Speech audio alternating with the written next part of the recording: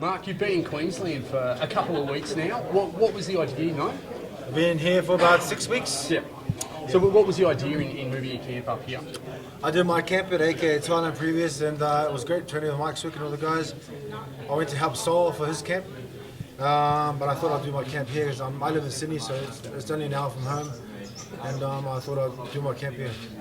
Why wouldn't you? I mean, Gold Coast is the place, right? How did you find it, going from AK Thailand to training here? Did you feel like you got the same level of training? Was it everything you hoped for? It was actually. It was quite good. I mean, nothing wrong with Mike Swick at AK Thailand. I thought it was AK Thailand's the best place to train. I was a bit worried about bike accidents and things like this because on my contract it says, even though you probably die, but it's not something you're going to get looked after if you get run over on your bike. So. And a few other things, so it's not very far from the kids, and the Gold Coast is an awesome place to train. So I had a good spot, thank you to Mal and Airbnb that's placed on Hedges Avenue. It was amazing. Just out of curiosity, when you were in Thailand, did you have any crazy stories? Did you ride bikes a lot? A lot of crazy stories. I mean, shucks, it's all, you just got to be careful, eh? I mean, shucks, you got to be careful in that place. You get run over, get shot, killed, maimed, whatever it is, all the above. But it's a great place. I love Thailand, love the Thai people. Everyone's there training, holidaying. I think it's an awesome place. You said you got a lot of crazy stories. I'm just curious. Can you let us in on one of those? Any crazy happenings? Okay, one story. I was doubling with a friend of mine, and we were going back from workout or something, and it was night time, and I beeped the horn to tell the person I was coming on the right side. He looked left and then went straight into me on the right. He bounced off me. He fell over. If he was actually a bigger person or something, he would have bumped me onto the oncoming traffic, which I would have probably got run over. But he just bumped off my bike and he fell over. So then when I pulled over to go and help him, he's like he didn't get run over by someone else. So when I went to help him, he was intoxicated. He was drunk. So I had to put him on my bike, literally for half an hour, put him on my bike, and then drive him to his house. I don't know where I took him to someplace, but yeah, he was drunk as. I was like, yeah, that's my story. Wow, Plenty of near misses. Good Samaritan, Mark Hunt to the rescue. As far as your training at this stage of your career, do you feel like you're still improving, or is it more just about polishing your skills for the next fight? I'm always improving. I'm always a student to the game. I'm always improving. Actually, I don't like training, of course, but fighting is my thing. I love fighting instead of competing. Of course, I feel I'm the best fighter on the planet. Just not on paper. I'm just gonna work it. I'm working towards it. Chasing another dream and goal, and still in there, man. So the day I said I'll quit fighting, or something happens to me, or if I can't compete with the young guys, that's the day I walk away. So you spent some time with John Wayne Parr down at his gym. He's in a similar stage in his career, still fighting at the top level. Was that something you guys talked about, just the mindset of competing at your age? We talked about a lot of things. I mean, JW is a good man. I love the gunslinger. He's an awesome guy. We talked about different things, how business-wise and how help each other with different things, and he's a great guy. He's a great man. So yeah, it's always about talking about journeys. He's fought in front of 100,000 people, like in the stadium. It's more. I've only fought in front of 80. He's fought in front of 100,000. That's a lot of people. 80,000 is a fair few too. 100,000 is no doubt for the So that's amazing. So a good accomplishment. So.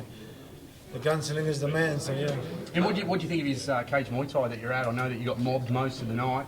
I think cage Muay Thai is really something really good. It's just there's no ground, but it's just total striking. So I think that's great. Cage Muay Thai I think it's a good concept.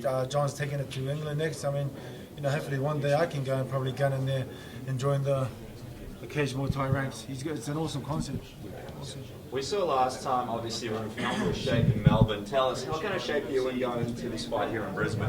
Are you around the same?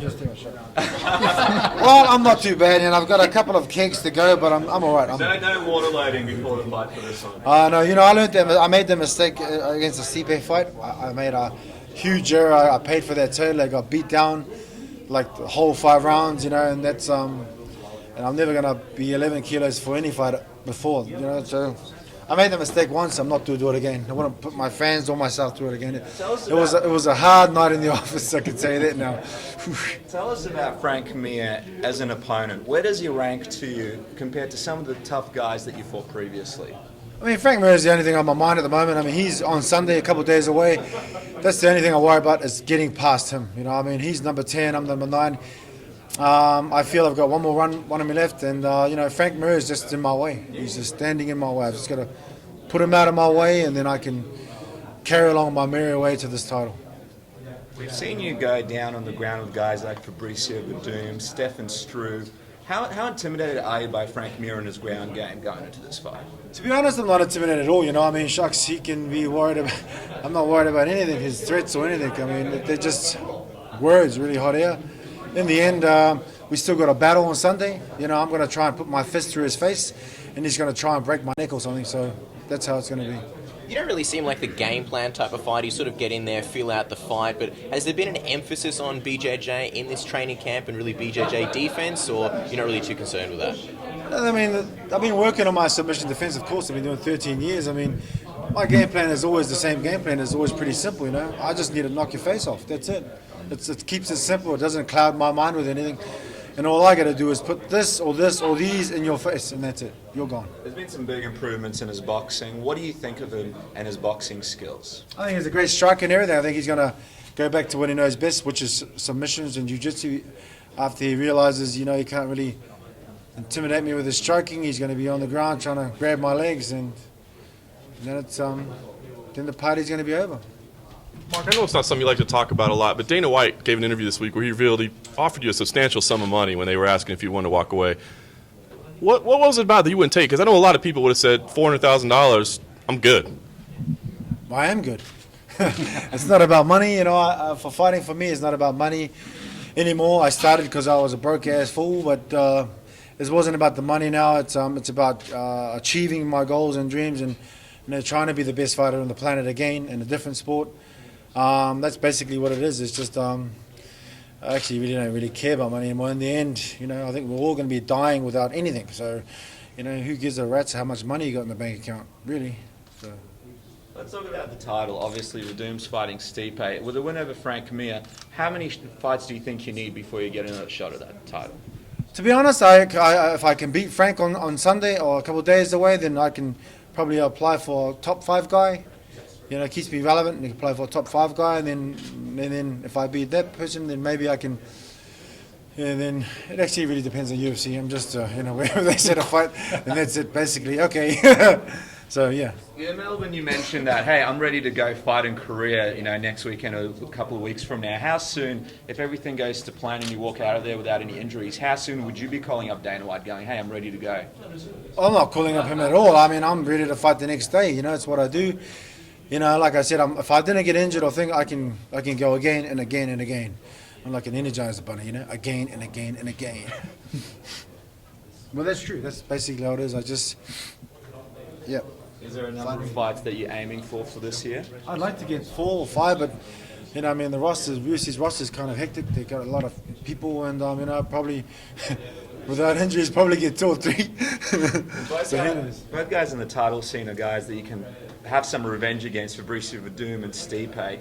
Who do you think wins that fight? If you had a choice between fighting one of those 2 guys when they're champion, who would you choose? I'd fight both of them tomorrow. It's just you know, they both got me. I always like revenge. I never lost a rematch. But I'm sitting on the fence for that one. But I'd like a rematch with both of them. You said you think you have 1 run left, so are you starting to think about the end at all? Well, people keep telling me if I'm going to retire or not. You know, I mean, shucks.